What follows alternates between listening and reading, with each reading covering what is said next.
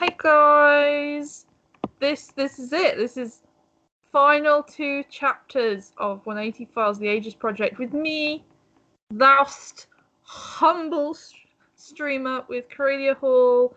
So we're going through the last 2 chapters tonight and finding out what will be the consequence of our himbo 180. What's gonna happen there? My background is slightly different, as my partner is in my office upstairs editing my next grand media project, which should be maybe being released sometime soon, perhaps. I'm going to have a filler video on making some Tudor clothing, maybe, hopefully, possibly. I can't tell anymore. I miss being outside. So, we are on to Chapter 7. Okay. Says 313. She steps back against the wall and activates a device. A holographic projection shimmers into place in midair, showing an outline of the handsome complex and showering the room in sapphire light. It's largely familiar to you by now, although it's interesting to see it from this perspective.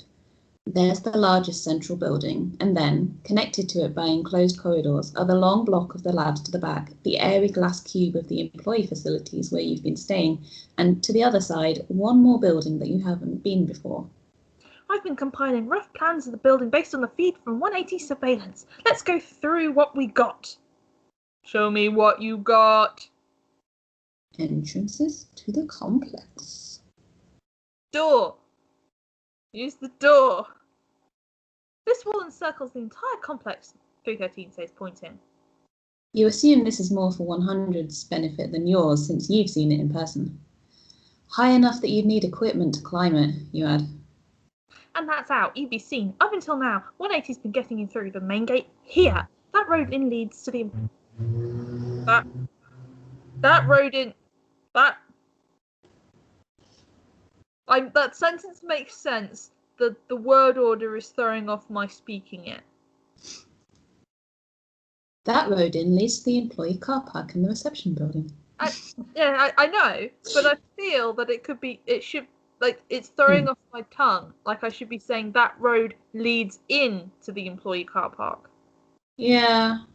I guess it's like there's 2 roads in, so you've got this road in and that road in, is what I was trying to say. This is like our semi-professional author tip, is that it's always good to read things aloud sometimes. Yeah.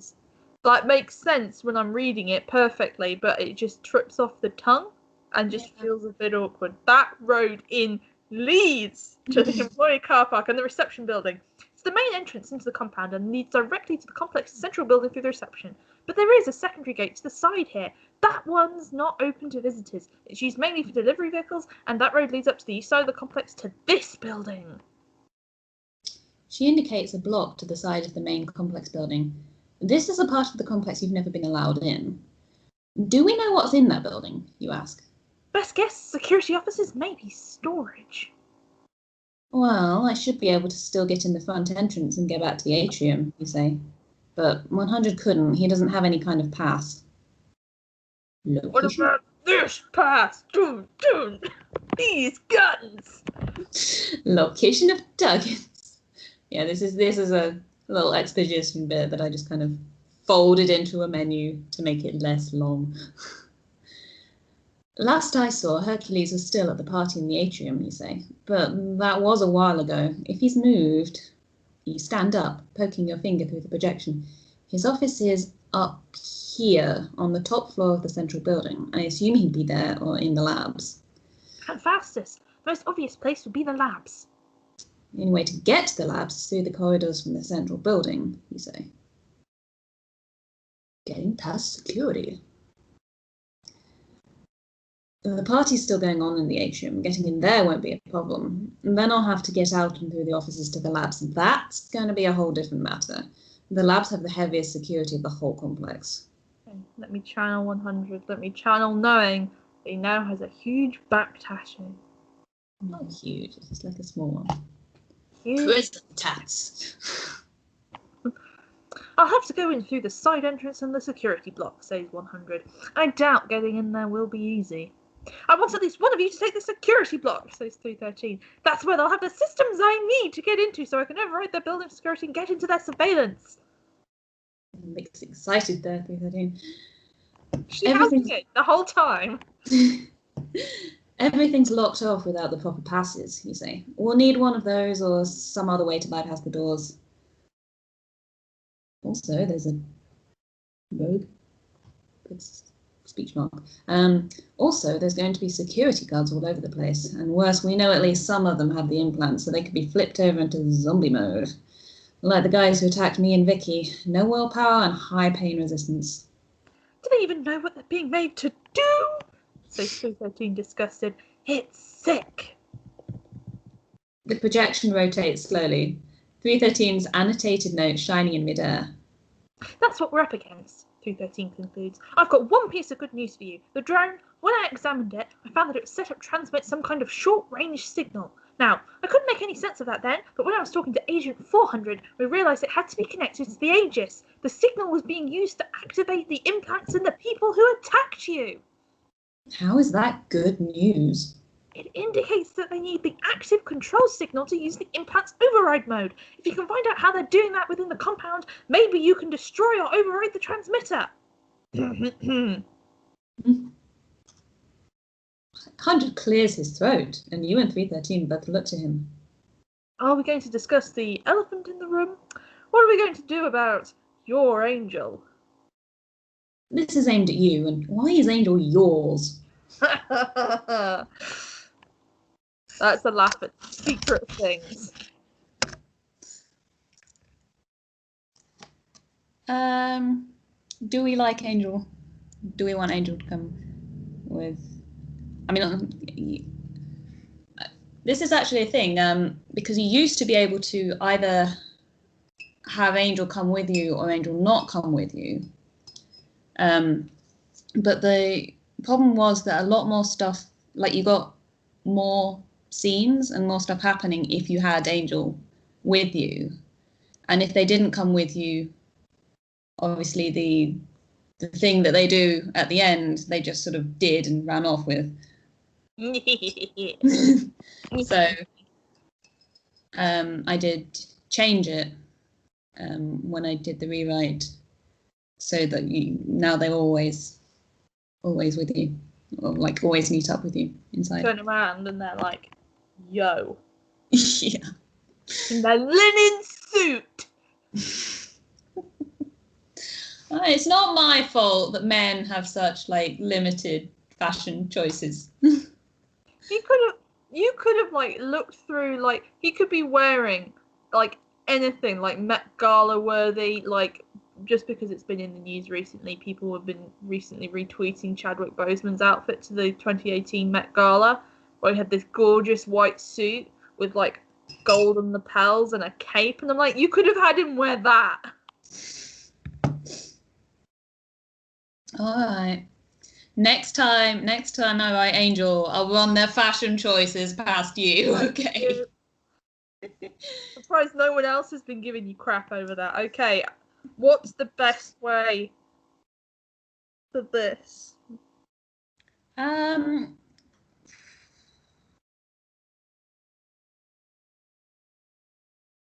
think we're pragmatic, so it's best to have him where we can see him. Okay. Because obviously we do have that assessment in the background that I think we've completely failed because fuck the system. Fuck the IIA coming straight from the underground. I won't do any more because that would be bad. Exactly my thoughts, says 100. He'll likely be around whether we accept or not. And I'd rather know for certain where he is and what he's doing. If you'll excuse the expression, better inside pissing out than outside pissing in. But of course, he gestures to 313. It's up to you. What is it? Sorry. Is it my performance? No, I'm just being childish about the pissing thing. Now I'm like, is this Ace Rimmer? Sounds like Ace Rimmer.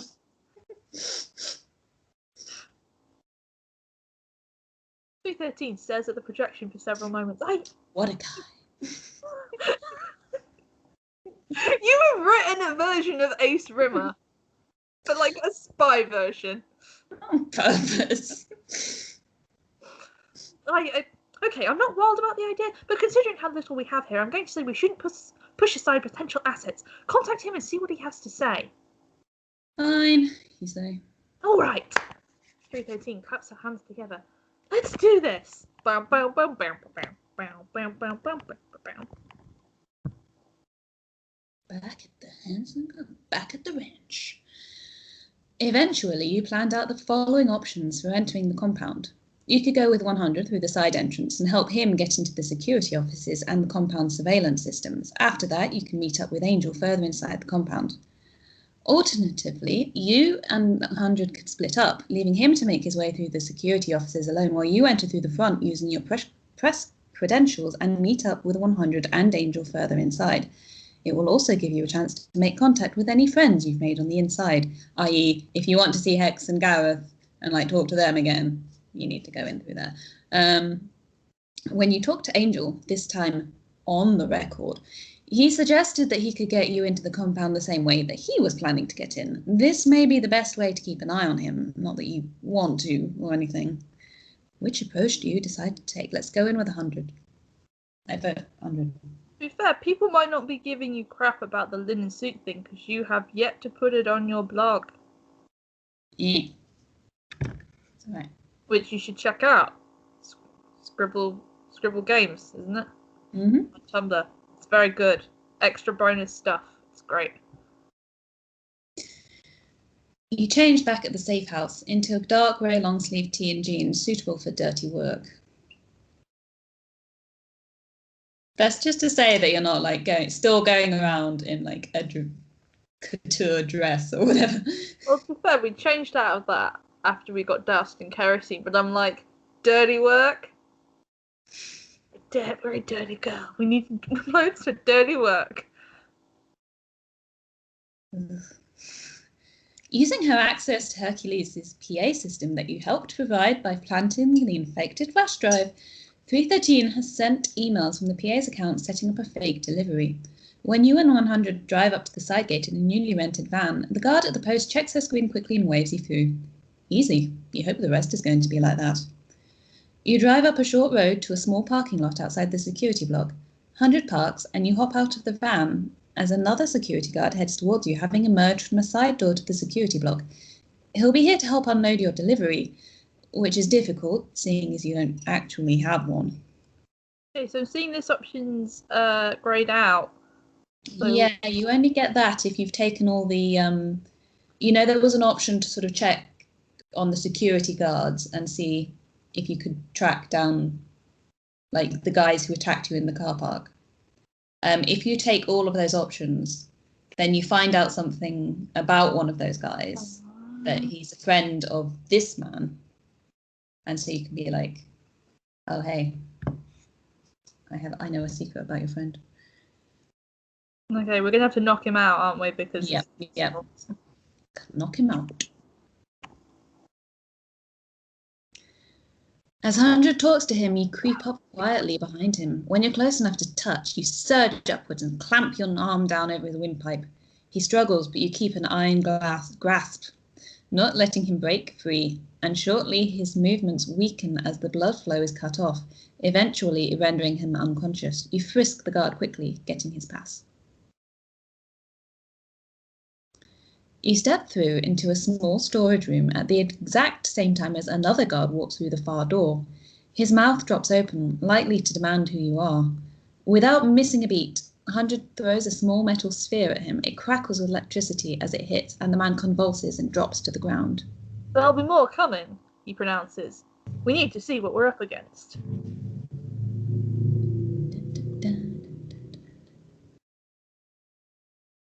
You quickly activate the X-ray specs. Yay, we have those. Checking through the wall, it's a large open storeroom, and there are 3 men in there. They're standing together, body language relaxed. It's you. No. Oh, sorry. I can't read. More than I'd like to take on all at once, you say. We need a distraction. You say, okay. So I'm guessing mimicking another guard would require charm.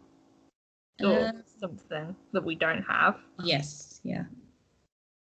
313 is like... That's 313 well, maybe? Chemicals is tech. We can do that. And little prep work is cunning. Well, we are techie. Let's use some chemicals. Let's do something terrible to these people. Chemicals. Which should give you the element of a surprise against these guys. You grab some bottles off the shelves. 100 eyes you uneasily. Be ready to open the door quickly, you say. A little bit of this, a little bit of that. Good, that's bubbling up nicely. You motion to 100 to open the door, and when he does, you throw the bottle as hard and fast as you can towards the startled men at the far end of the room. As calculated, perturbation of the fluids provides the impetus for vapour production. Thick white smoke billows up, obscuring the room. Perfect cover as long as you move quickly. Move! Move! Just thinking of all the bits with henchmen in the first Austin Powers movie where they get run over and then you cut to like their wife and family or like their engagement party and then like no one ever thinks about the lives of evil henchmen. Now to deal with the guards in the room. You'd rather not go in guns blazing. Nothing draws attention like gunfire. Again, this is just me coming up with excuses why you can't just shoot everyone and everyone can't just shoot you. Using the X-ray glasses in combat is disorientating, but this time it's worth it to let you see clearly through the smoke cloud. See, the X-ray glasses are really good in this scenario because it makes things easier. Plus, they're cool. The rooms beyond... I think we skipped a bit. I need to skip a bit. No, not you. I think the code skipped a bit. What is it skipping? The fight scene. With who? The guards. Well, we don't know that it's not coming. No, because we're through that room now and into the rooms beyond. Yeah, because we gassed them with chemicals. It's not supposed to be like toxic chemicals. Well, I didn't say they were toxic. I'm just like they're all on the floor, like. No, they're not choking. It's just supposed to be like dry ice, kind of thing. Problem is, like, it'll be like this one particular combination that if you have the X-ray specs and there's like 3 men in the room, then it's skipping to the wrong label or something. But I will have a look at it.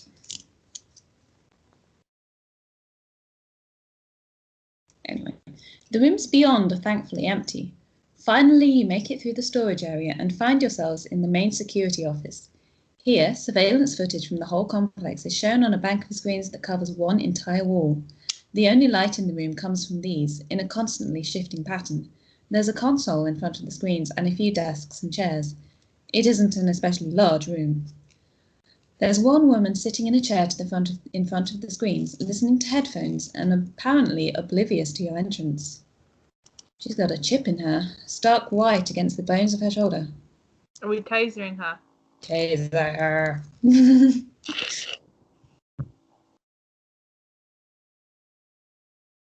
You take one of the tasers you picked up from the guards who you're supposed to have fought and jab it right into the place where you can see the implant.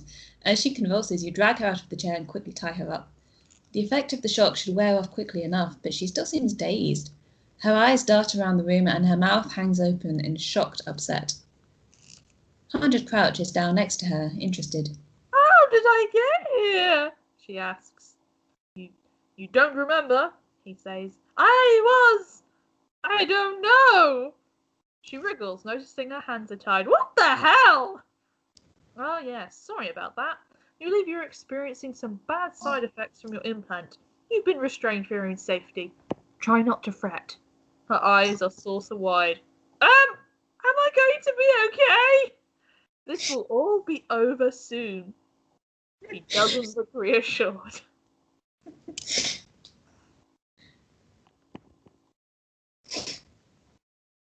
With the woman tied up in the corner, you turn your attention to the console. We're in 313, you say. Now what? 313 starts giving you orders about the computers. Before you left, she gave you a device to plug in to give her remote access to Hansen's closed-off systems. You get to work on the console. Oh, this is interesting. I've always gone in with Angel, so this is quite... I have not seen any of this stuff before. It's taking longer than it should. Over the earpiece, you can hear 313 muttering under her breath. You're in the chair watching the cameras. By your reckoning, only a portion of the labs is covered by the screens here. But you certainly saw cameras everywhere when you were in there before. You also checked the screens for wherever you like.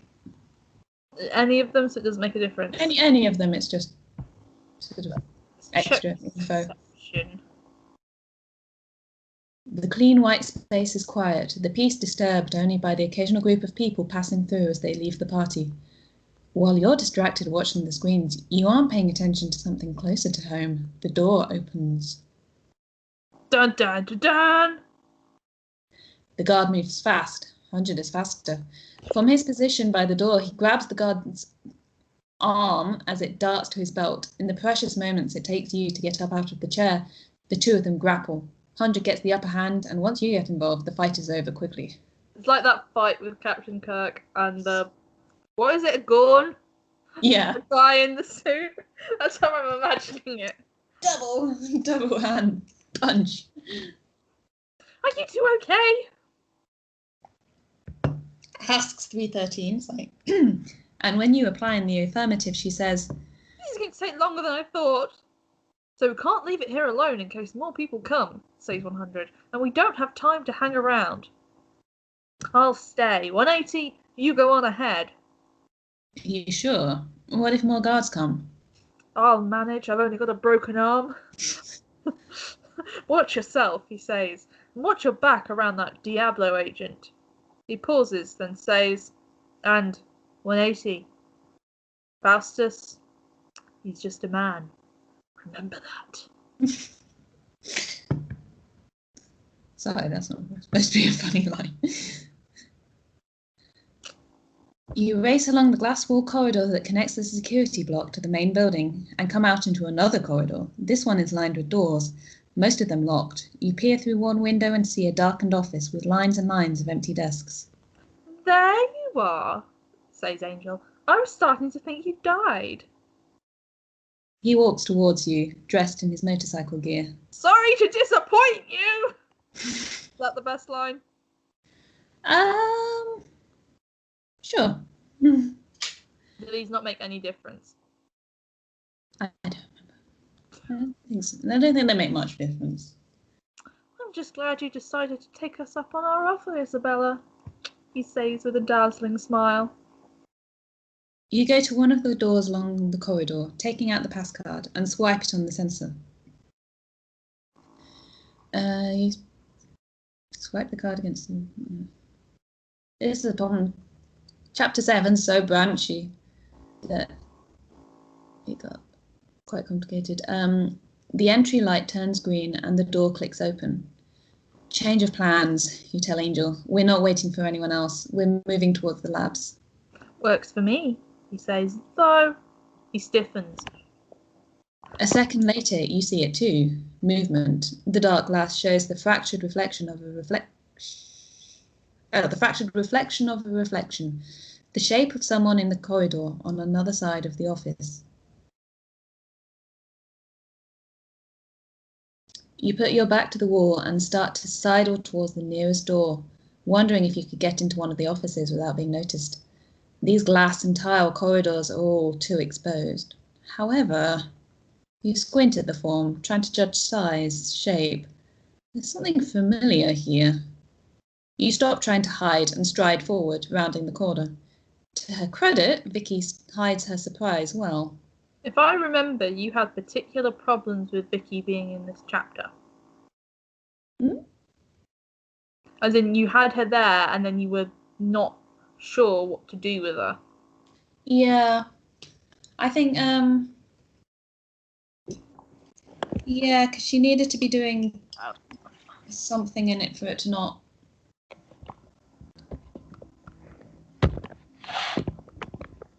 like, make her too passive, really. 'Twas another solution that I came up with that saved the game. Thanks to me. All right. Citizens of Townsville are safe once more. Calm down. I'm not even surprised.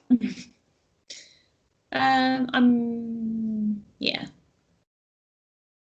I mean, angry will make her upset at you, but Yeah, we don't want her to be upset. should have known you'd show up, you say, amused. Can't get rid of me, she replies. Angel gives a staid cough. Vicky's eyes go to him, then back to you with a questioning expression. Right. You wonder how to begin explaining this, but Angel gets there first. Oh no, now I have to speak Spanish. Señorita Valdez. He says, putting on a full wattage smile and holding out his hand to Vicky.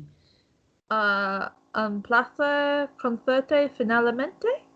Y oído mucho sobre ti. Close Close enough. Oh no, wait! I've got even more to do. Do you want me to say it? Yes. You can actually speak it. De veras, she replies. Mine isn't that good either. Shaking Angel's hand with a sideways look at you. She says, Qué extraño. No me ha dicho nada de ti. Pero Amy es una mujer muy reservada, ¿no te parece? Perdóname, ¿cómo te llamas? See, she says she's not good at Spanish. We've been to Spain. She had conversations in fluent Spanish with multiple people while I'm there just like... I did not. I went in the shop and was like, can I have a sandwich, please? And then they just switch into English in disgust. Angel. Purrs Angel, the cat who's just disemboweled the canary on your best rug. Gauging what Vicky knows, making himself seem friendly while putting doubt into her mind about you. You'd admire the deviousness of the play if it wasn't so geared to cause you trouble. Well, You interrupt. Sorry. So as I interrupt, what do Angel and Vicky actually say? Oh right. Angel says, Miss Valdez, it's a pleasure to finally meet you. I've heard a lot about you. And Vicky says, oh, really? That's strange. I haven't heard anything about you, but Amy is a very sort of like reserved woman, don't you think? Excuse me, what's your name? Okay. So Angel's kind of like implying that they've been talking, like, well, you and Angel have been talking about Vicky, but like Vicky hasn't been told anything about what's really been going on.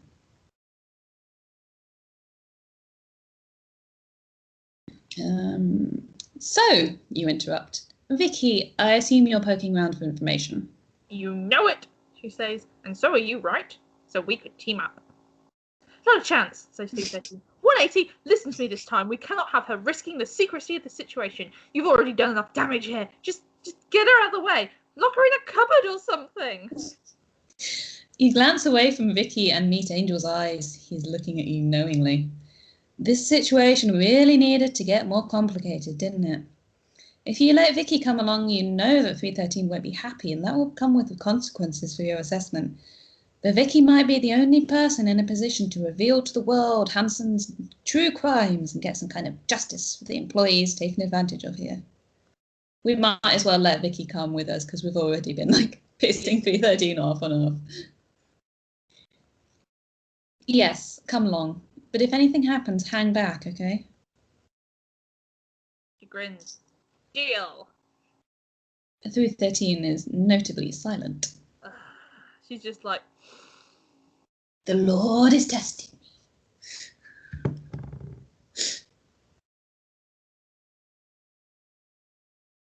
Angel sidles over to you as you start moving again and says, Sprechen Sie Deutsch? you say, ja, warum? I thought so, he continues in German, thankfully. Is this a language? This is one of the languages that you don't speak, I'm guessing. And there are some things we don't want to... And there are some things we don't want to explain to your friend. Still, it's interesting. Interesting? I'm trying to figure out whether it's a very smart move or a very... What's that noise? I'm trying to figure out whether it's a very smart move or a very dumb one. I guess if you have her with you, it's easier to control her, spin the narrative, makes a corkscrew motion with his finger.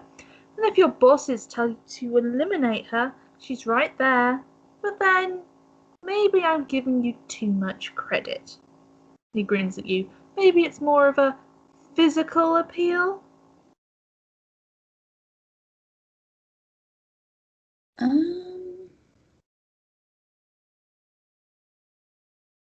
I think we say it's about helping people. I wouldn't expect you to understand. Will that impress him more? That will anti-impress him, which is what we want, because I'm trying to do something here. Okay, we're anti-impressing him. I wouldn't understand. Why not? I've met Diablo goons like you before. Don't act like I don't know exactly how brutal your people can be. Angel smiles. You know what is funny? Your targets, my targets, a lot of the time, they're the same people. And even when we're supposed to be on the same side, it doesn't change the fact that most of them are arseholes, and a lot of them will look at a guy like me and think they see a target. Keeps that pleasant smile even as his voice takes on a silkily dangerous edge. So in a situation where you know someone's coming for you, you strike first.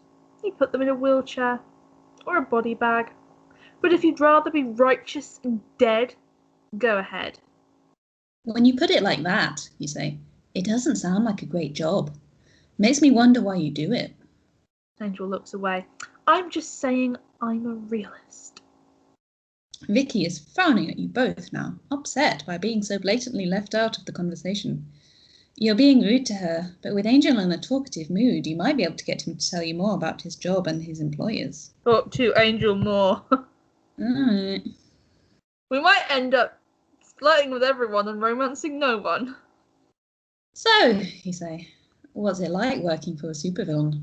Supervillain is a dramatic way to say it, don't you think? No, I'd say it's about the right level of dramatic for someone who names themselves after devils. You keep your tone joking, but you sense a serious opportunity here to find out more about Diablo, Azazel, or maybe even Angel himself. Not that you think he will readily tell you much. Maybe you can rely on whatever rapport you've been able to build so far. What's our Angel rel looking like? Because I don't think it's that good. 36%?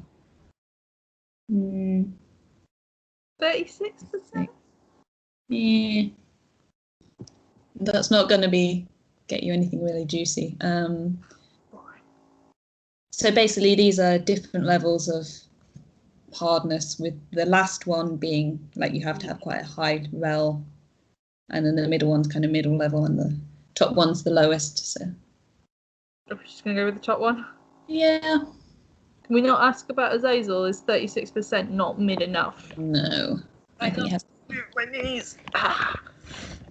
My knees have set. I'm an old woman. Than the way you do things, I think. There's various channels through which I get news, and people can contact me about jobs they want doing. I'm known to the right people, so I can pick and choose to some extent. I do the job, I get paid. He shrugs. Other than that, you must know what things are like. Wait, I thought you worked for Azazel. I do a lot of work for Azazel, but I work for anyone who pays. It's just that Azazel pays a lot. You eye him. Is that a tinge of defensiveness? Anyway, he says quickly, here's some juicy gossip for you. Maybe your people already know this one. Lucifer's dying. The leader of Diablo. Dying, you repeat, intrigued despite yourself. Of what? Angel shrugs. There are so many rumours. The ones I believe say cancer, but that isn't the important thing, is it? No, it isn't. Your mind is already racing. So there's a soon-to-be empty throne up for grabs. And let me guess, Azazel wants it. Is 313 paying attention to this? She's not saying anything. Does the agency already know? Azazel has a lot of plans, he says. But if that was one of them, it might benefit everyone to have someone less old school in the position. The other options like destructive tactics, and they'd never even think of helping you out like this. Your path to the labs is clear now. The spotless corridors leading straight to the glass-walled corridor that leads to the building at the back of the complex. I said corridor too many times in this whole chapter. Too many corridors, bam, bam, bam. So close now. You feel the pressure bearing down on you and break into a run. Angel and Vicky hurry after you, Vicky having to speed up to match Angel's long stride. Doo-doo-doo. At last, you face the long glass-walled corridor. Why is there no synonym for corridor? Passageway. Okay. Right, Tunnel, really. I was thinking. It seems to stretch for much longer than it should. Synonyms for corridor. I'm doing this. Synonyms for corridor. With every step, your mouth gets drier. Your heart pounds in your chest. Passageway is one of them.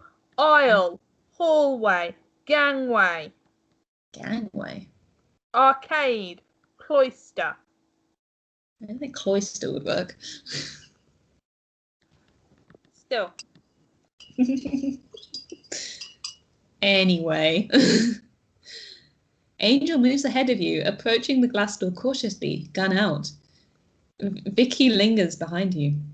You're shaking from rage, fear, adrenaline. Even you can't tell, and you're not even about to try and hide it. You feel about ready to explode. Vicky touches your arm and jumps back as you flinch violently. Sorry. She says quickly. You look. This isn't going to be easy, you murmur to her, hoping Angel won't overhear you. After a moment's silence, she reaches out and laces her fingers through yours. Angel glances back at you. Ready? We may have ended up with Vicky by the sounds of it.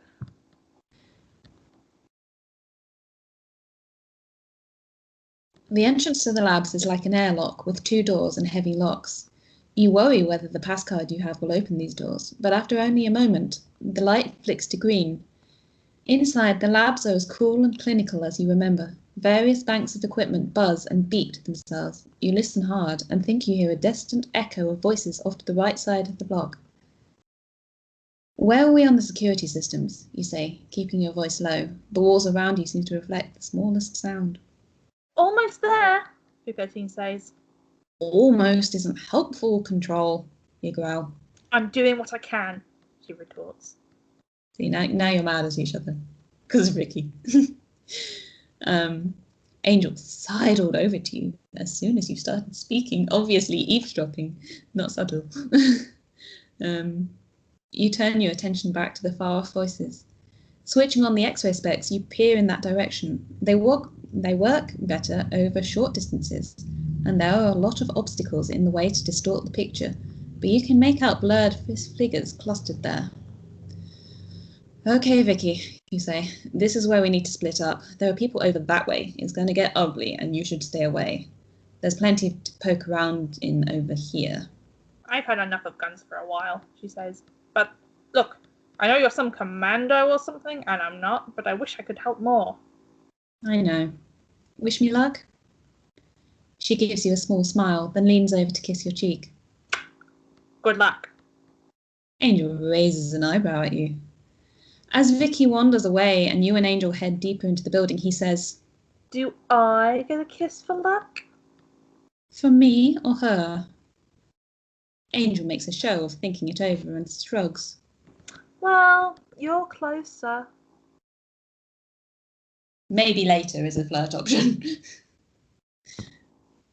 Let's check those stats. See how we're doing. We have a good Agent 100 opinion.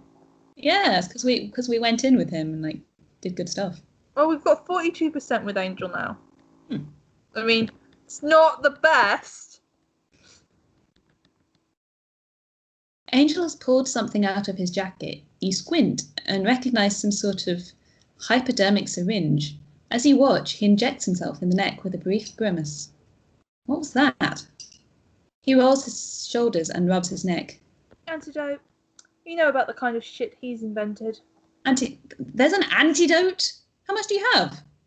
1 dose, he says and tosses the empty syringe aside. Sorry, he adds unapologetically. But okay, here's something for you. He holds out a small metal tube about the size of a lipstick case. What's this? Grenade. Twist and pull, 5-second fuse. If things get really bad, it's quicker than the virus. What a dick. Achievement, element of surprise. You're not in here with them, they're in here with you. Yeah, this is like the medium suspicion level. Like, they know you're here, but they don't know enough about where you are to just come and capture you. If you get really high suspicion, they come and capture you. If you have really low suspicion, you can just like sneak in and take them completely by surprise.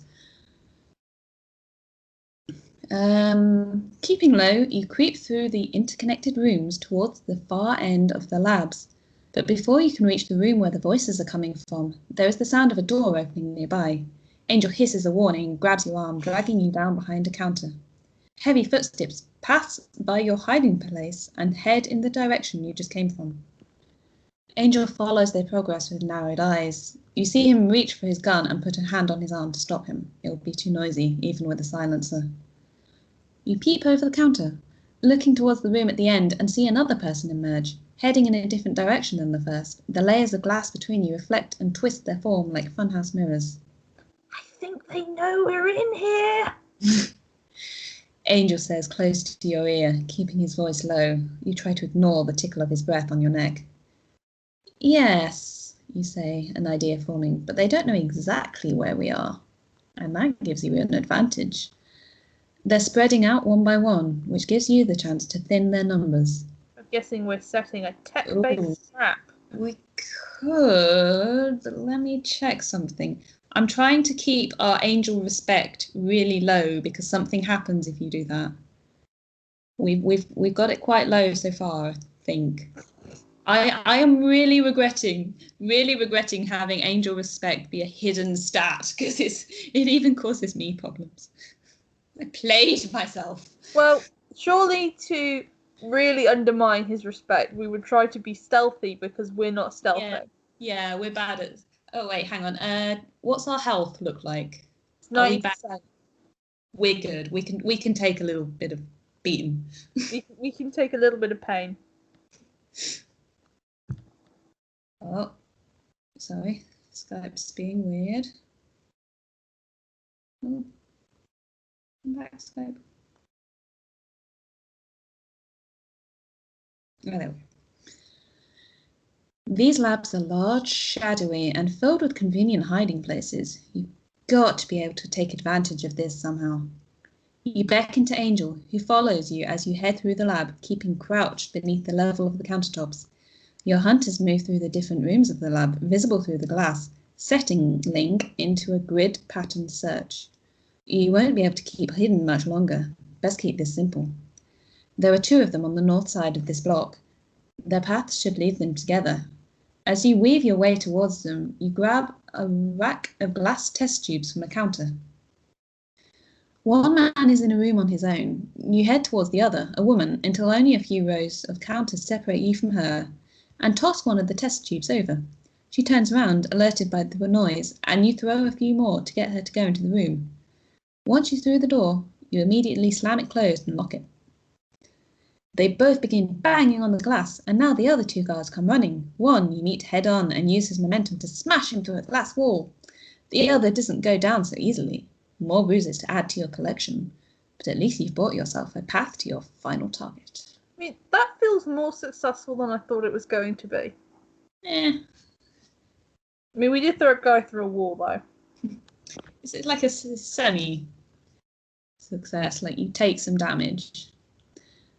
The moment you entered, Faust backed away as far as possible, barking, "Computer! Contingency 4!" The lights in the room flicker and die, and you gasp as a sharp spike of feedback squeals through your earpiece. There's a popping sound in your ear, some sort of EM pulse. Maybe he's trying to activate the door's emergency release. Unfortunately, two armed figures still stand between you and him. The twins, again. Paul and Peter are clearly acting under their own power, which means they'll be able to understand you if you try to talk them out of this. But whether they'll listen to you is another matter. We did find out... No, we didn't. Find out enough. We didn't find out enough. Also, Try to intimidate them. We're intimidating. are we aiming for a success here, or are we still trying to be, like, bad so Angel doesn't respect us? Ooh, We're not charming, so if we try and talk Peter out of it, that won't work. Yeah.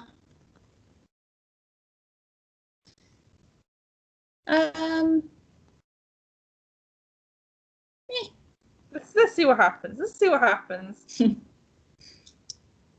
Paul has a gun trained on you. Get on the ground. He growls at you. You too, says Angel. Unless you want your friend dead. See, wouldn't Angel just be like, she's not my friend? Angel's not quite stupid enough to mouth off when somebody's holding a gun on them. No, because then he mouths off, they turn round to focus on him. That gives you the chance to then punch him in the back. Minor distraction. You slowly kneel on the ground. Angel hesitates, but you make a gesture behind your back, hoping he'll understand that you have an idea.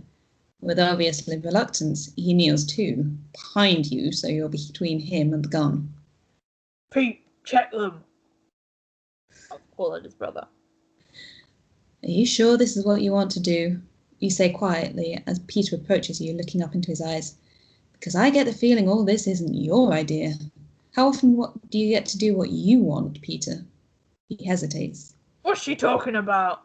Paul grunts. Pete, I said check them. Shut up, Peter says to you bluntly. He moves towards you to search you, and you decide it's time for a different approach. You slump, as if giving up, but the moment he's close enough, you strike as suddenly as your body will allow. You grab him by the neck, putting him between you and the gun. Peter immediately starts to struggle, wrestling out of your grasp. As the two of you roll on the floor, and Paul's grip on the gun wavers for fear of hitting his brother, Angel leaps into motion, kicking the gun from Paul's hand. Then everything descends into hell. You're fighting for your life. Using my strength and aggression. Yeah. Let me check. Let me check if this gives you Angel points. I'm cheating. It's alright, I can do that. You wrote it. Yeah. Oh, we've got 42%, so it's gone up a little bit. That's alright. It doesn't give you respect. So we're going to beat this guy. Well, to be fair, he's already seen us, like, try, and we've completely failed. Beat this guy like a piñata. Skype's annoyed again because I switched windows. Come back, Skype. Even with all you know, it's a hard fight. The twins are a perfect tag team, fighting together like no pair you've ever seen. You and Angel aren't nearly as in sync, but without him to help, the brothers would probably have killed you. You end up paired off, Angel and Peter, you and Paul. For every hit you take, you return it twice as hard. After a brutal few seconds, you buy yourself a moment of space as Paul reels back. You spot his gun underneath the cabinet and dive for it. Realizing what you're doing, he throws himself after you. You elbow him in the face and make a lunge for the gun, your fingers closing over the grip.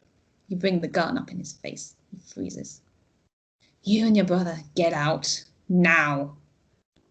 Across the room, Angel and Peter break apart. Angel wipes a trail of blood from his nose, eyes alight with something almost gleeful. Now, you shout at Peter, or he dies right here. All right, says Peter. He backs out of the room. You gesture with the gun, and Paul reluctantly follows him. In the time that took you, Faustus ran to the back of the lab where the floor-to-ceiling window looks out onto the ground. He slams something against the glass and it shatters, cascading down in a shower of shards. Evacuation confirmed. Intones the computer. Trying to escape, well, you'll see about.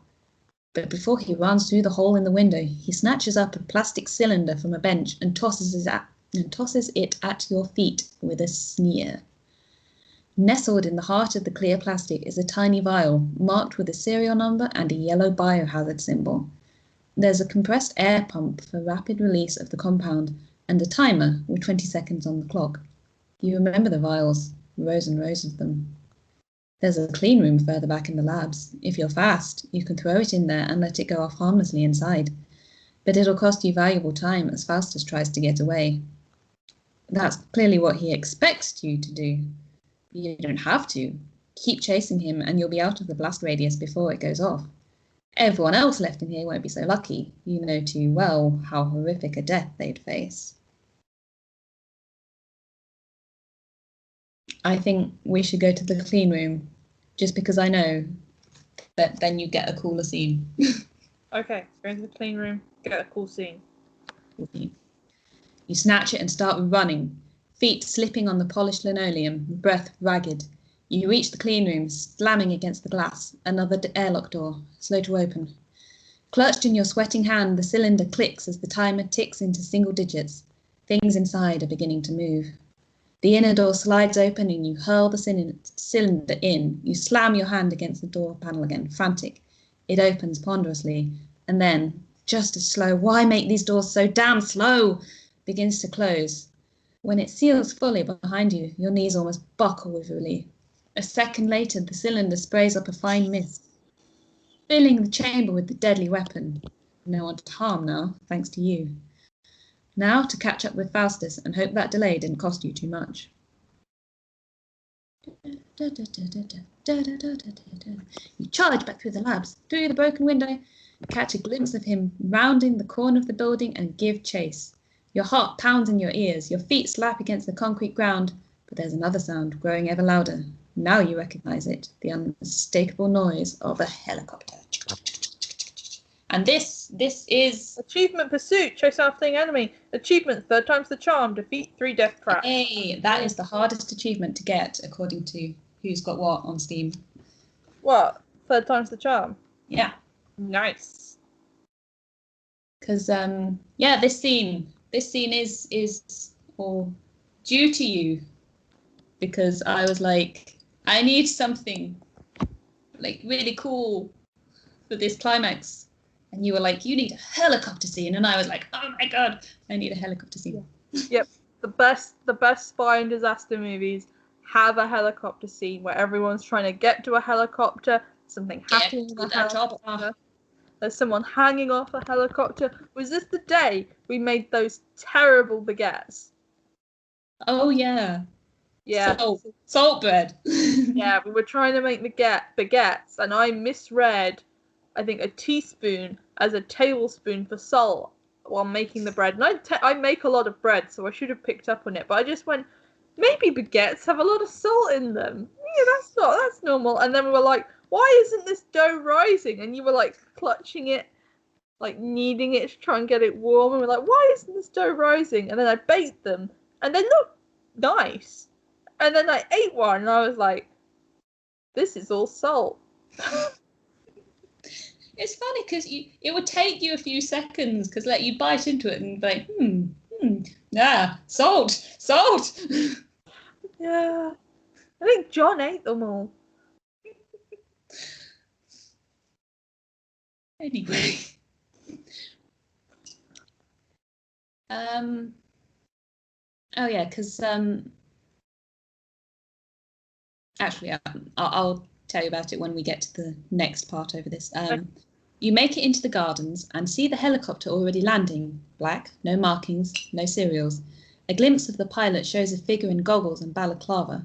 Faustus charges it towards it like his life depends on it, and he's already almost there, but you still have a chance.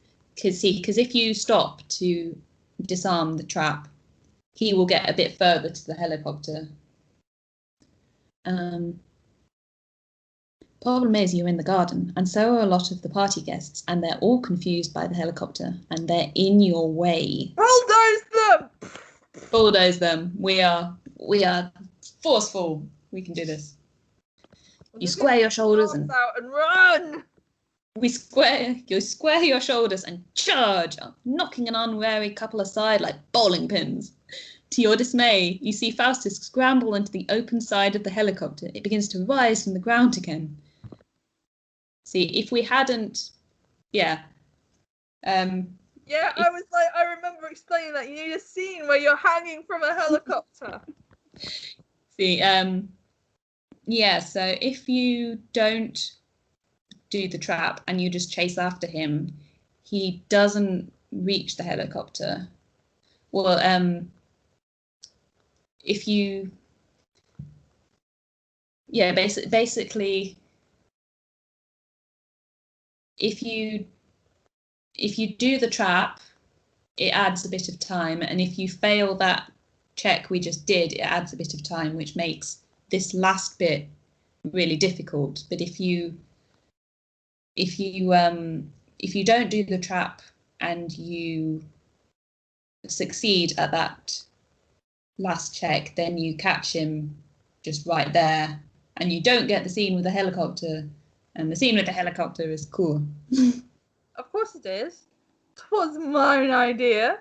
We're gonna grab the landing skids. Grab the landing skids. Yes. Do it. Oh, coming true. The wind is true. The wind from the rotor blades buffets at you as it climbs, but you power through it and keep on course. As the helicopter rises above your head, you leap as high as you can, your hands closing on the metal tube of one of the landing skids. A moment of triumph, and then you are lifted off the ground with a sickening lurch. You have to be imagining the screams of the servos in your prosthetic arm, since the roar of the helicopter's engine is far too loud to hear anything over it. But you definitely aren't imagining the pain in your other arm. You can't hold on like this for long. Time to make good use of all those pull-ups. You breathe deep and fix your eyes on the open hatch above you. Flexing your muscles, you drag yourself up and into the inside of the helicopter. It's such a great scene. I'm in your helicopter now, bitch. I do love it. Is that you see the audacity and the forceful options are you just grabbing onto the helicopter and climbing up. But yeah, the forceful option is just like you're so hench you can just kind of fucking pull up into the helicopter, and then the audacity option is just like, wow, this was a bad idea, but I'm gonna do it now. It's like when was it in Civil War? I think where like Captain America grabs that helicopter and he's like, "You're not good enough," and you're like, "Yeah, I'm that strong. I'm gonna drag this helicopter down." You get one foot on the lip of the hatch and leap. Faustus's mouth gaped in a yell you're too deafened to hear as your shoulder hits him squarely in the chest. Using that momentum, you rebound into the cockpit and grab the pilot. You intend to force them to land, but as you lay hands on them, they send the helicopter into a sudden upward climb. You wobble and stumble backwards, and that is when the pilot moves. They barge past you and jump out of the open hatch with a parachute pack on their back. I'm just like, fuck this, I'm out. Yeah. Fuck this shit, I'm out. Like, I ain't getting paid for this shit. Nope. Okay, so now you have a new problem. Well, you know how to pilot a helicopter, in theory. You quickly clamber into the pilot's seat and grab the cyclic stick, bringing the helicopter level again. Peering down through the window, you judge the clearest patch of ground and manage to maneuver the aircraft over it, ready to descend. You glance back over your shoulder. Faustus is crouched in the corner. He's snatching glances towards the open door as if judging whether to try jumping out. But the pilot seems to have had the only parachute, and from this height, the fall would be lethal. Huh. You know what your orders say you should do. Land, restrain Faustus, and take him into custody unharmed. What do you do? Shove him from the helicopter, killing him! This is Sparta! I have a lust for blood that can only be fulfilled by him! Should we do that? Yeah. Throw him from the helicopter. Achievement, execution. With the helicopter still in the air, you leave the pilot's seat again and advance on Faustus. You see his face twist in confusion. He says something, but you can't hear it. You grab him by the lapels and pull him to his feet. Words leave your mouth, lost in the unending wave of noise. It's for me, you son of a bitch! And you kick him hard. He teeters on the edge of the open hatch, arms windmilling, desperately trying to keep his balance, and then he falls. Why wasn't this achievement called This is Sparta? Because you do kick him into a pit. Oh, whoopsie, I dropped the dangerous fugitive. And he landed in pieces on the ground. You've well and truly crashed the party now. Some of the partygoers have already fled, screaming. Others creep over, fascinated by the drama. Some particularly loud screams indicate where Faustus's body might have fallen. Oh god, there's some guests who's just been watching this and then like a body like descends from the heavens. They're like, ah! I'm going to give this place a 1-star review on Yelp. So much for a low profile. You need to get back to the labs, finish up what you need to, and then get the hell out of here. Something occurs to you. Where is Angel? Oh no. Oh. What? Oh, we missed the Angel scene. I thought we were low enough to get it. Sad. We must have... Oh, it's because we killed him. Ah! It messed with our respect. Well, He respects us too much for killing the guy. Oh well. Oops. Something was too strong. Something occurs to you. Where is Angel? Thinking back, he never followed you out of the labs, did he? Typical that he'd leave you like that. You shake your head and start heading back towards the labs. But once you step back into the lab building, unease grows. Everyone said Angel was up to something, but you never figured out what. His disappearance is troubling. He stayed behind in the labs with everything Faustus had stashed in there. You break into a run, racing through the building and then circling outside where you judge the most likely escape routes would be. It's too late. There's not a glimpse of Angel to be seen. Damn it. Maybe if you'd paid more attention, you could have figured out what he was after.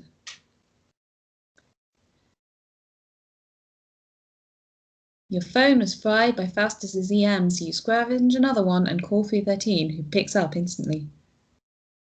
180? I'm fine. You quickly reassure her. You take a deep breath. The lie starts here. There was a problem with Faustus. I don't know if you saw the helicopter. When the pilot jumped out, Faustus tried to push me out as well. I managed to hang on, but in the struggle he lost his balance and fell. Your voice is leaden with regret. I'm sorry.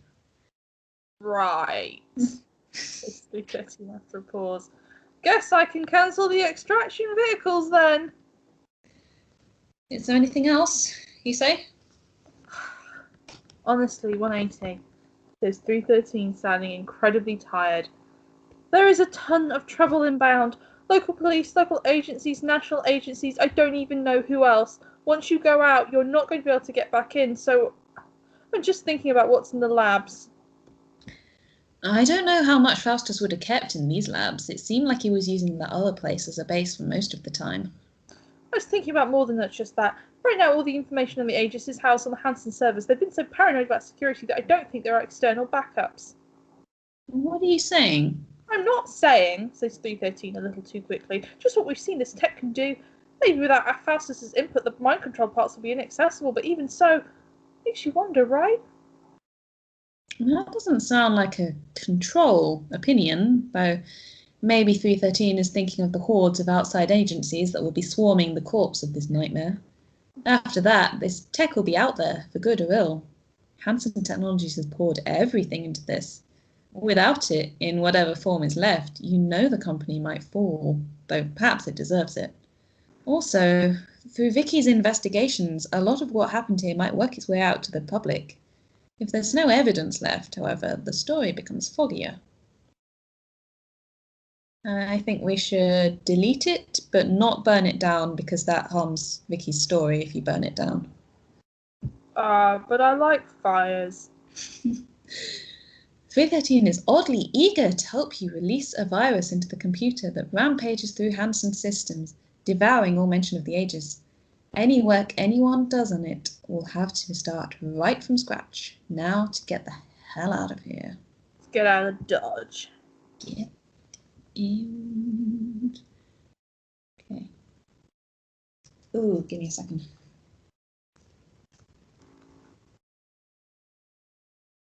Give me a second.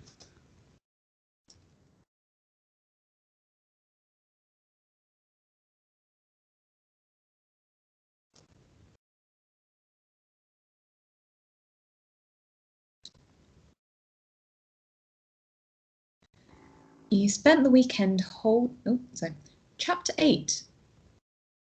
You spent the weekend holed up in a new safe house. After everything went down at the Hanson complex, it was decided that the old place couldn't be guaranteed secure, and you moved everything to a small house in the suburbs. 313 has spent most of the weekend in a flurry of activity. For you, the heavy lifting is out of the way. For her, it's just begun. American agencies have arrived to take over the situation, and the IIA needs to tread a fine line to avoid ruffling any more feathers. Terms need to be negotiated, reports need to be filled out. You've been told under no uncertain terms that you're to keep a low profile, which means you've been stuck inside the safe house.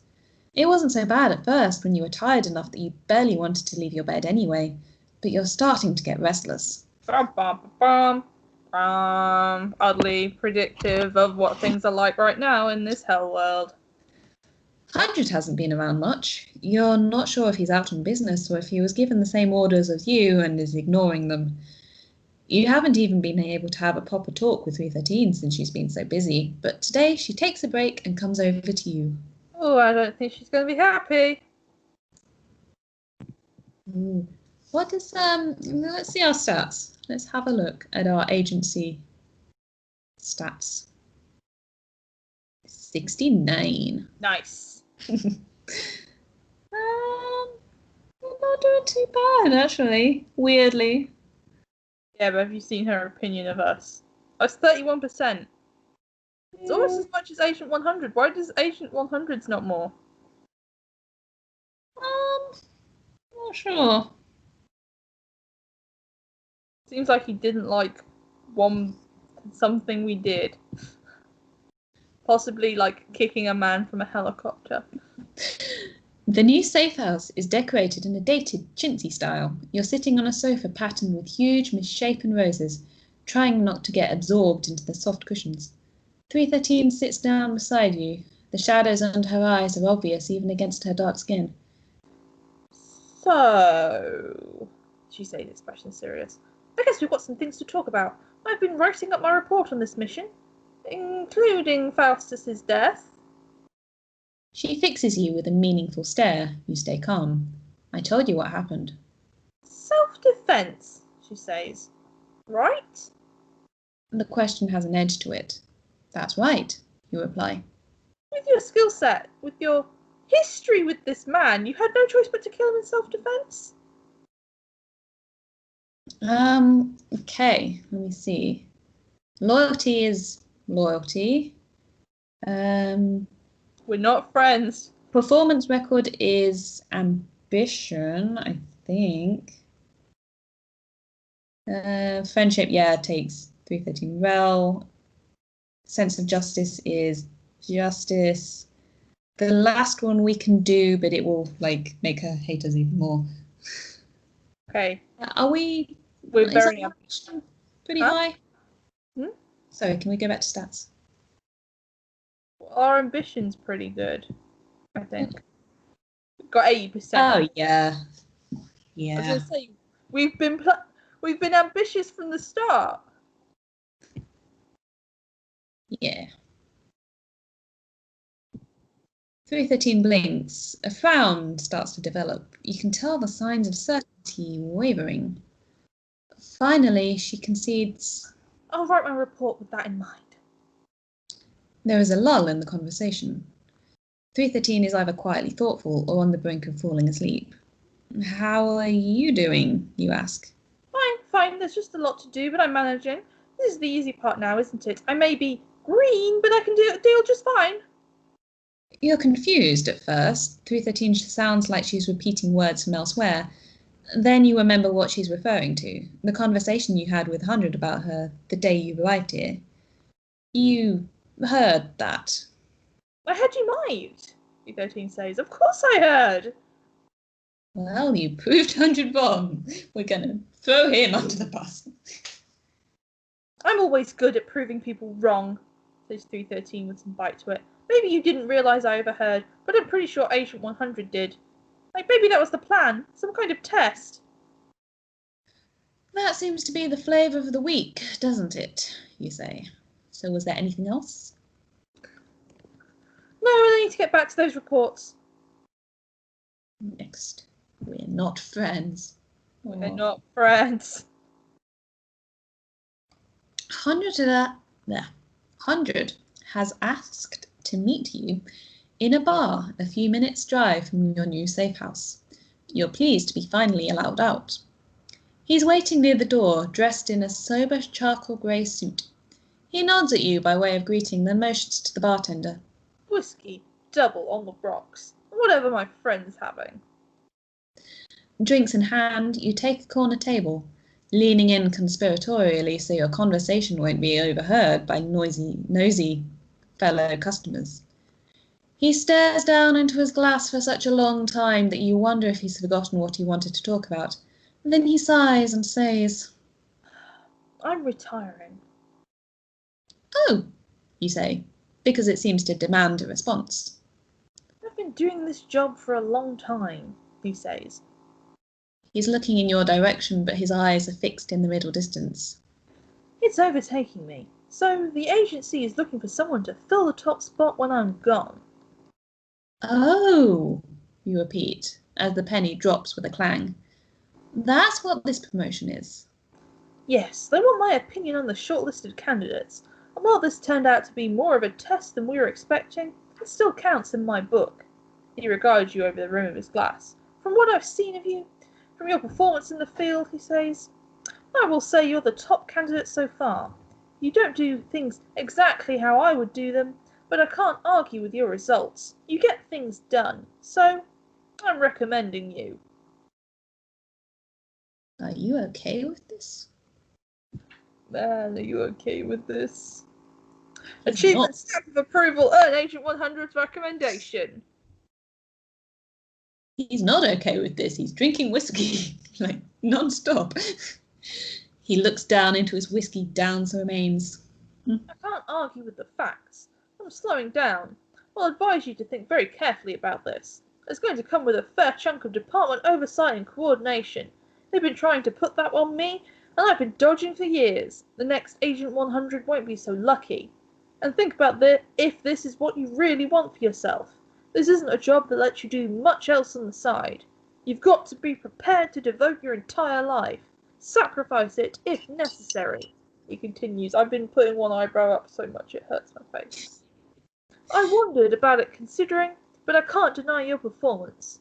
Do me a favour though, and have a think about all this, all of it. You remember what I said to you? If you carry on in this life, sooner or later, you're going to lose more than an arm. Thank you, anyway. The ice cubes in his empty glass rattle as he puts it down on the table. Right, he says. Now that I've ruined the mood, how about another round? On me. He claps you on the shoulder as he rises to go to the bar. The next few days. In the next few days, you watch the aftermath unfold for Hansen Technologies and the people involved, and all the people we've tried to romance. I think we did too much, and now we haven't romanced anyone, but we got achievement unlocked. Scoop of the century. Deadly secrets writhe beneath the gleaming surfaces of Hansen Technologies. Murder, enslavement, megalomaniacal plots for control and power.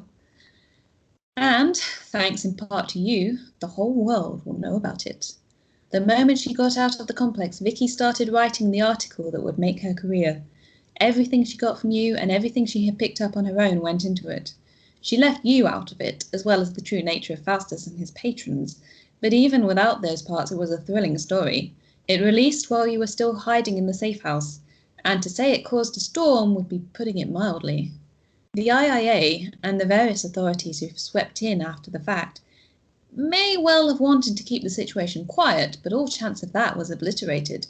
Other news agencies poured into Chicago trying to get their own slice of the action.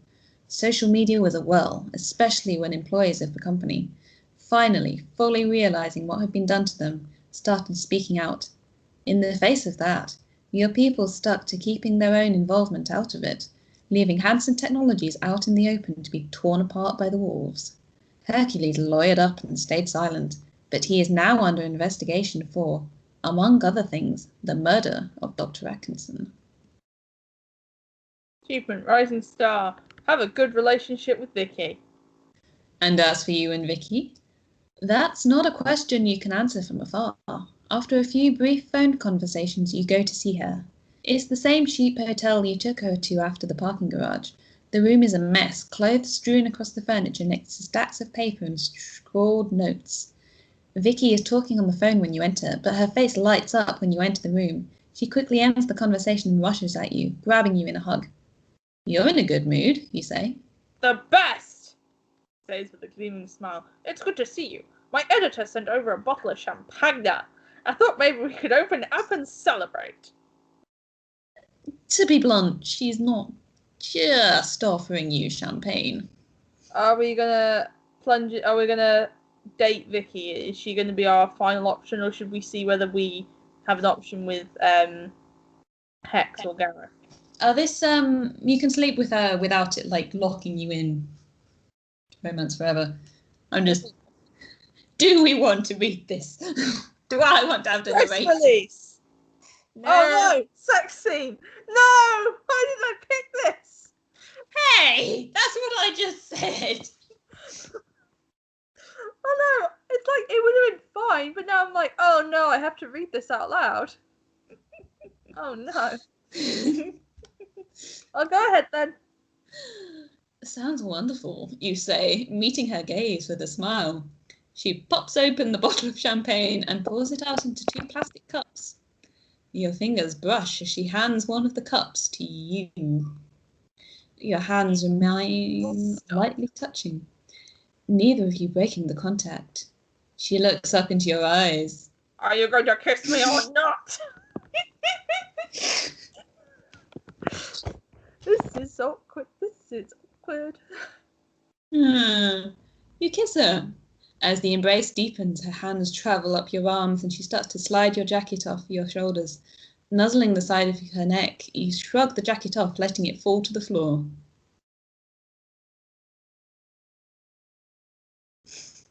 She gasps as you lift her up, wrapping her legs around your waist and take the few steps over to the bed. You both collapse onto it in a tangle of limbs, trying to do too many things at once. Kiss, touch, unbutton, unzip. It works out eventually. Are we a giant woman? We're a giant woman. Well, a strong woman at any rate. I think Vicky's kind of short. So. You lie sprawled in the sheets, basking in the afterglow. Vicky rests her head on your shoulder and you idly twirl a strand of her hair around your fingers. So, you say, what's next for you? The Pulitzer? Ha ha ha ha. I can't say that yet, but these few days have been amazing. I've been getting so many calls, a couple of job offers, a talk show appearance. It's crazy. You sound like you're enjoying it.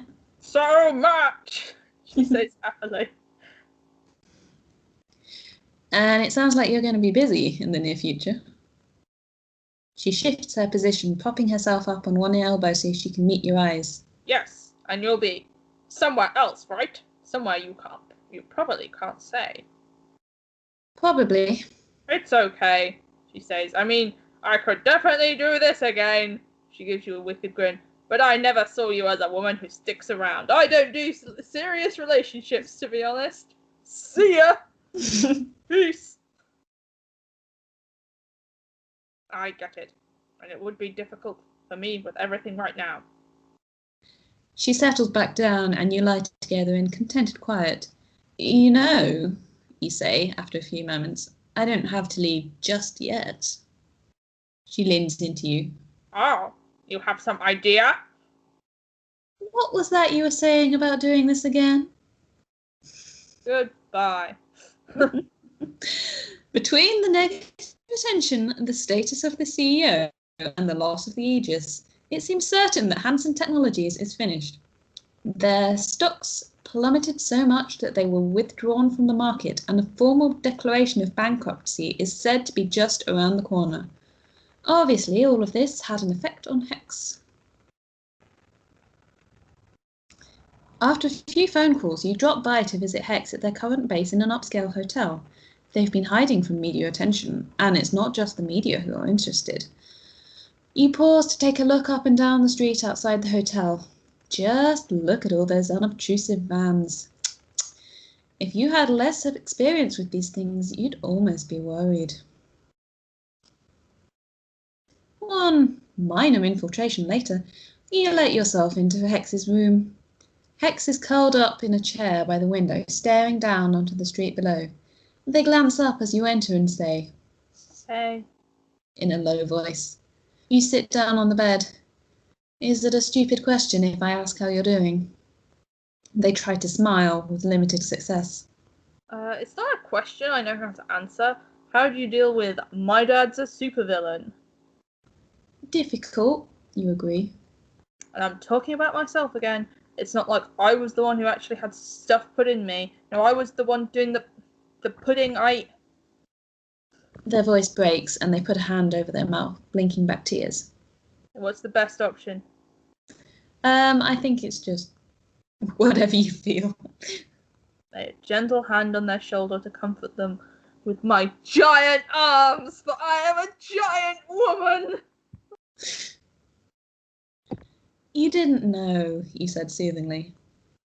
But I should have. I tried calling Gareth like a million times. He doesn't want to talk to me. I guess I can't blame him. They take a few deep breaths, regaining some composure. I've been thinking about moving back to New York to go stay with my mom for a while. I'd want to... It'd get me away from all this mess, but part of me thinks I should stay here and try to help the employees. Like, I owe them that much. What do you think I should do? What do you think they should do? Well, it's not their fault. Like, their father lied to them. They should go see their mom and have a break.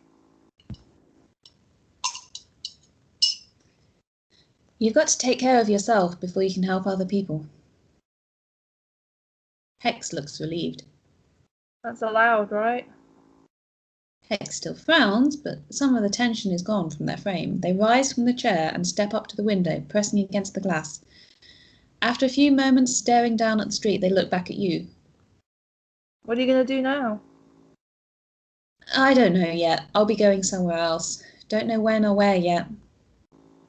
Okay, I've never dated Hex before, so I want to see what their romance is like.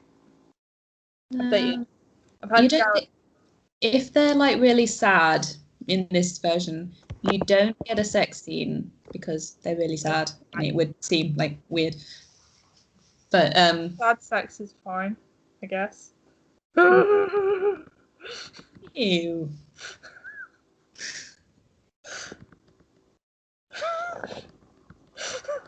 Sorry. God, I don't know if they're sad enough. No, I don't know if like saying, like making a confession here locks you out of Gareth's one. See, I've done the Vicky romance. I've done the Gareth romance. I haven't done the Hex romance. Yeah, right. Let's go for Hex.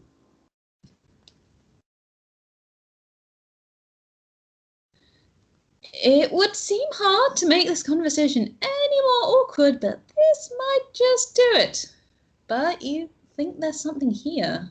Half-formed and delicate and maybe not fated to last. You talk about it. You go on talking about it for a while. You don't know where you'll be going after Chicago. Hex will be moving. But you're willing to try. Outside, it begins to rain. Let's watch the rain together in silence. Yeah. Achievement, rough roads. Have a good relationship with Hex. It is warm in the room, and a kind of peace settles over you both as you look up into the sky. Sorry, Gareth, but... Oh, we have a good relationship with them. You hesitate outside of Gareth's apartment door, which is already ajar. You knock anyway. It's open! He shouts from inside. Stepping through the door, you take in the apartment in a glance. Decent-sized place, minimalist style, very much a bachelor pad. But your attention is drawn to the two open trunks sitting on the sofa, half-packed. Gareth comes through from another room, hands full of clothes. He stuffs them into one of the suitcases with tense, sharp movements. The shadows under his eyes say little sleep. The intensity in those eyes say that emotion is overriding tiredness, at least for now. He's wearing the suit with the jacket and tie discarded, shirt sleeves rolled up. Going somewhere, you say, keeping your voice light? Yep. Is all he says, not turning to acknowledge your presence. Where? He stops packing for a second and lets out a bitter huff of laughter. I don't know. Hawaii? The Bahamas? Anywhere but here? You say, not sure how to finish the sentence diplomatically. Stone cold sober, he says, and they took that thing out of me, and I quit my job, so I've got nothing holding me down, do I?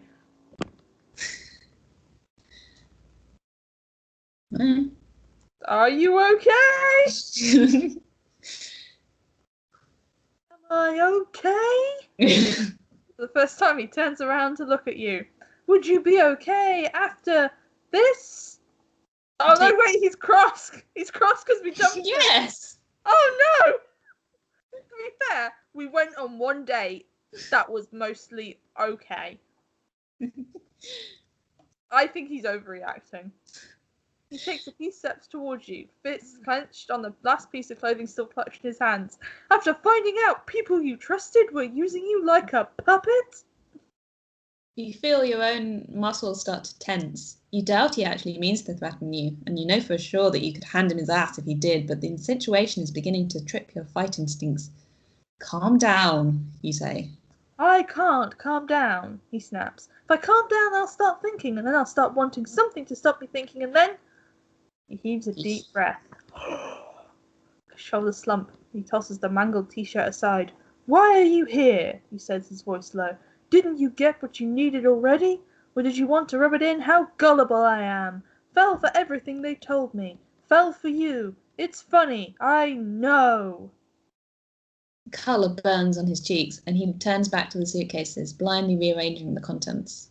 To be fair, mate, we went on one date that was okay. Like, one date, man. I did start out just trying to use you, but... Do you think we should just go? No! Well, this is awkward. Let's get the hat trick. Alright, so what should we do? Well, get the hat trick, get with all of them. Yeah. Okay, what should we say then if he's angry? I did start out just trying to use you because we were pragmatic and we kind of were lying, I think. We did drug him. We did drug him. Yeah. And then we failed at it anyway. We drugged Vicky and failed at that too. We just love drugging people. We just love drugging people for no reason. Hey. Those were your ideas. It was never my idea to drug them. Also, I feel like pointing out we ended up with Hex and we did not drug Hex once. True. That's true romance there. I didn't drug you. It must be love. Love. Bam. We just didn't manage to unimpress Angel enough to figure out what they were doing. Sadly. There is a moment of utter silence in the room, and then he sinks down onto the couch, pinching the bridge of his nose. I don't even know what I'm supposed to do with that. Look, you say, I'll be honest, I'm going to be leaving soon. I don't yet know when or where to. Are we going to sleep with him? But yeah. This is a really bad idea.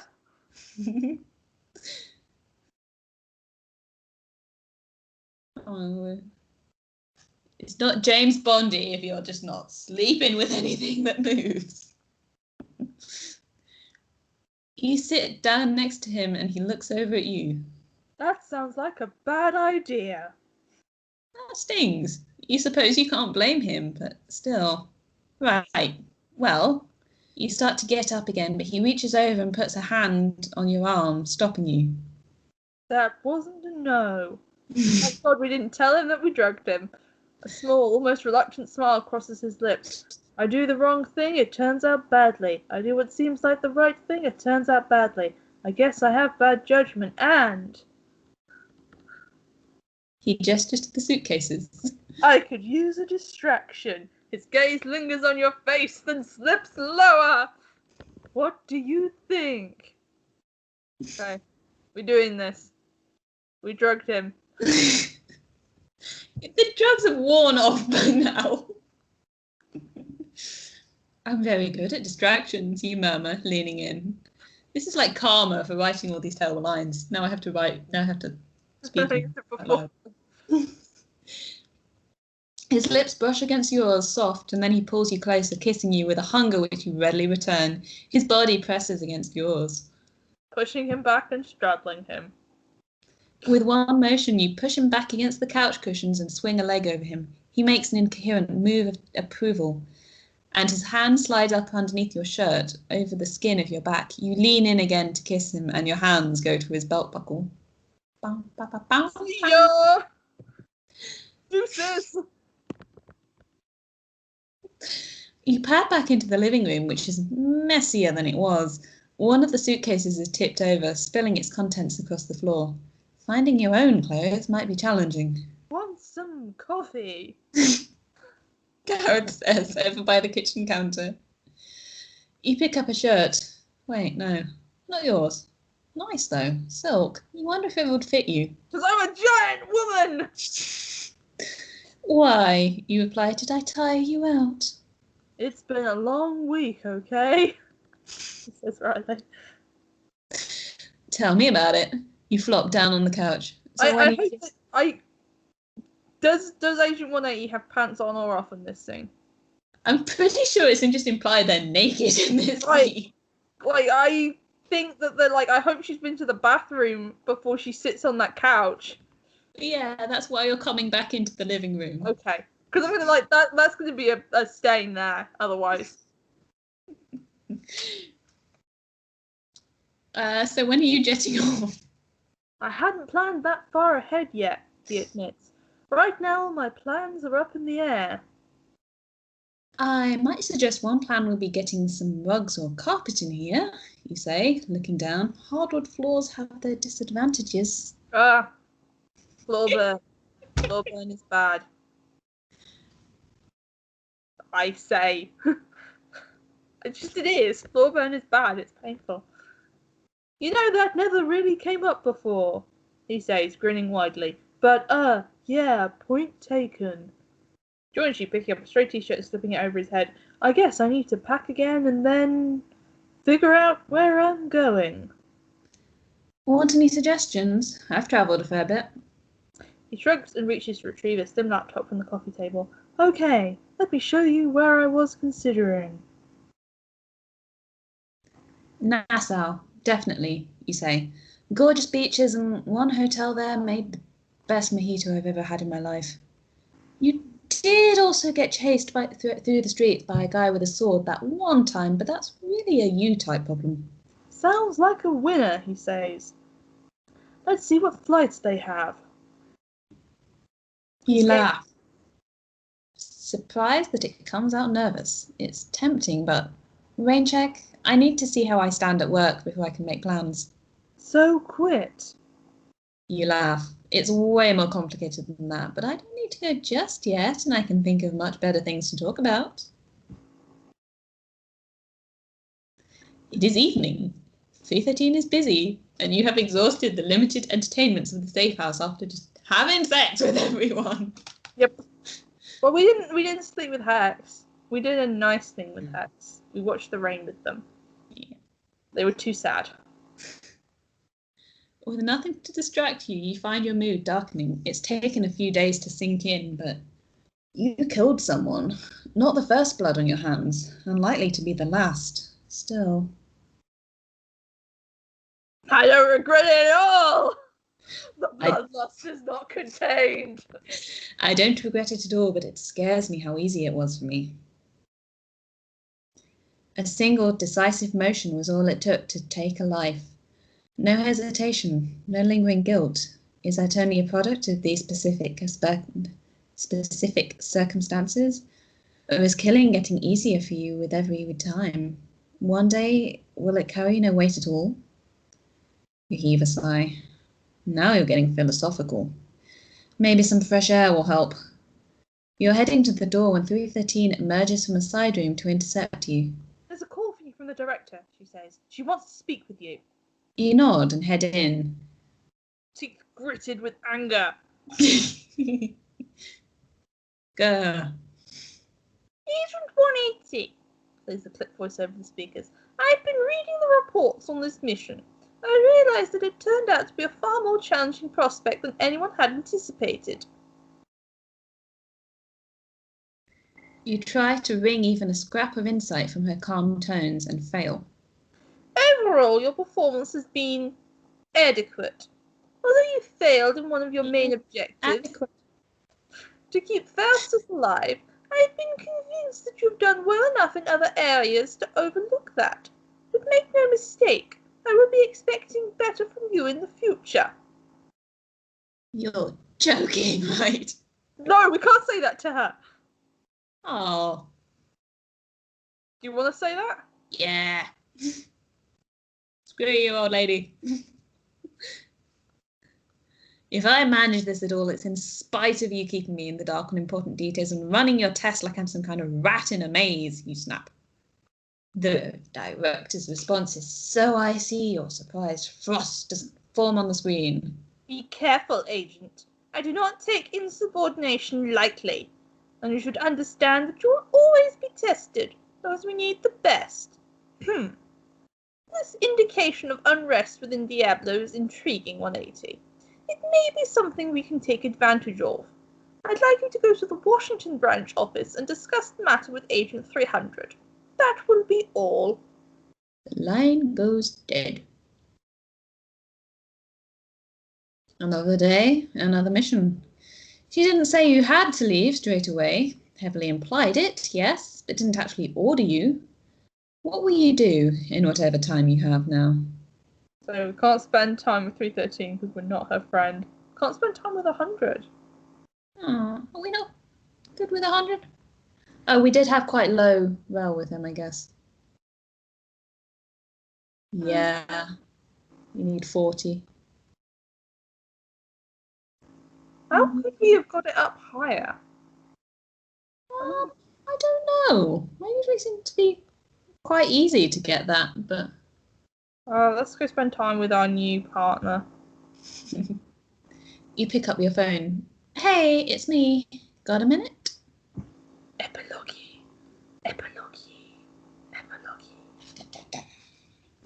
Well, a few days earlier.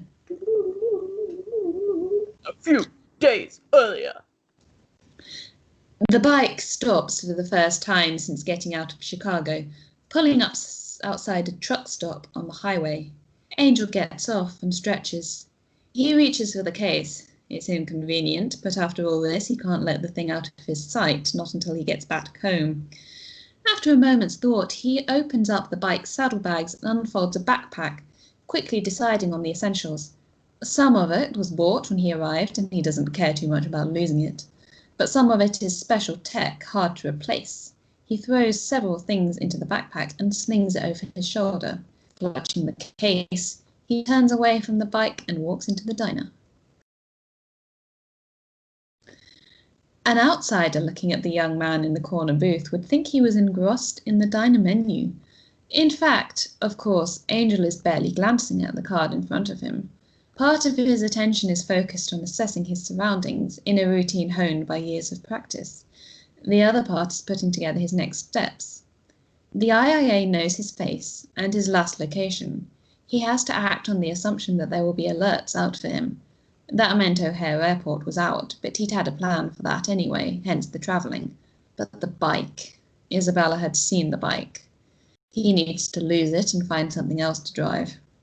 The waitress comes over with a pot of coffee, and Angel smiles at her, swapping just enough banal pleasantries to ensure he'll leave no particular impression on the woman. It needs to be something older. No automation, no GPS tracking. Guy at the counter has a pickup truck outside, beat up but low profile. Older woman tucking into pancakes came in a gorgeous vintage Chevy. The man had given Angel a shy smile when their eyes had briefly met. The woman had been subtly checking him out. Angel had automatically made a note of both. A roar of engines outside, a small knot of bikers pull up outside and enter the diner, loud and brash. Older guys, run to fat, probably not nearly as tough as they imagine themselves to be. Riskier with a group of them, but Angel's always wanted to try out a Harley. Maybe... The phone rings, the one number he can't not answer. You missed your check-in time, Says Azazel. I've been busy. Angel responds. What happened?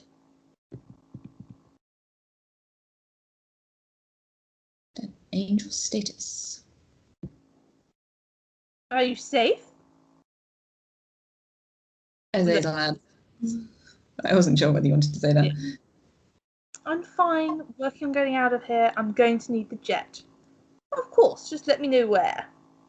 I retrieved the package, he says. Isabella made a perfect distraction and didn't even realise what I was doing until it was too late. It was easy. And that was disappointing in an odd way. Angel had hoped for a challenge, but maybe Isabella's luck before had been a fluke. Excellent, says Azazel. Well done! This won't be causing any more trouble. Isabella made sure of that. Yes, I already heard, Azazel says, and Angel can hear the smile in the words. Poor Beelzebub, losing such an important player. So you have a plan. Angel doesn't phrase it as a question. Azazel always has some plan. What's next, boss? Azazel is quiet for a few seconds and says, What's your impression of Agent 180? Can we use her? Oh, she's kind of an idiot, Angel says dismissively, but that might make it easier. It seems like she could be open to some friendly approaches. Obviously, it takes some special handling. I'm the best you have at that, and for this job, I'd be willing to offer you very reasonable rates. Really? How generous. I'd almost think you have a personal interest. I could do with some fun, Angel replies, carefully nonchalant. Years of bloody lessons have shown Angel the truths of the world, and one of them is this. Everyone has a price, and everyone has a breaking point. It's simply a matter of finding one or the other. The puzzle of finding that perfect point of leverage can be satisfying, but this should be especially entertaining. It doesn't hurt that Isabella's smoking hot, either. I'll bear that in mind, as Axel says in the usual pleasant tones that give away little. But I'd like to have more information on her. I'll see what our friend in the agency can give us. This friend? Angel says, it's a secret Azazel has thus far kept even from him, and that's not something he likes. It doesn't seem like you ever get much out of them. It's a delicate situation. I can't push them too far. Yet. Anyway, you should focus on getting back here safely. We have a lot to discuss. Fine, I'll send you the airfield where I want the jet. Angel hangs up. Where was he? Oh, yes. You steal the Harley? Yeah. Steal the Harley. He drinks coffee and watches the bikers, waiting for one to detach from the rest of the pack. When one does, heading outside towards the truck stop restrooms, Angel waits a second, then slides out of the booth and follows him. He walks out into the sunlight, spinning a set of keys around his finger. The bike waits ahead. Its owner is still sprawled face down in the West Room. He should be tripping for a good hour yet, which gives Angel time and makes for a difficult story to tell the cops. He straddles the bike, revs the engine, and rides off down the highway. Easy Rider. Yeah, that's it. We did it. We did the whole game. Now, let's discuss that ending. There has been some, I suppose, people who either like or I'm going to say vehemently, or have a strong preference for not cliffhanger endings. What made you decide to go with a cliffhanger ending? It's not really a cliffhanger ending. It's a sequel hook. I mean, I think it does wrap up like the story of this, like it wraps up the Hanson Industries Technologies story. At least I think so. Do you think so? Yeah, I think so. Yeah. Because I didn't want it to be like, this is half of the story. No, now you have to wait for the other half kind of thing. But it's like, this is an episode. And then maybe there was a hint of like a greater arc of stuff. Greater mysteries that I am lucky to know. Yeah. Yeah, there was I don't know if everyone watching this will know, but this game was originally written for the Choice of Games contest, which they ran, which I was not expecting to win. So I was just like, it'll be fine. I'll probably end up doing this as a hosted game, and then I can just write as many as I want. And then I put the little sequel hooky ending in, this little epilogue, just like that. Yeah, and then I actually won, and like they've never said anything like about that little epilogue, so I just kind of left it in. So it was a bit cheeky. Suppose the follow-up question would be, now that the sequel hook's been left in, are we expecting the 181 files?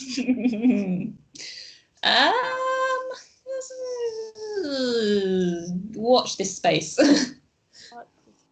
Well, I think before we get to the 181 files, we need 1 to 179.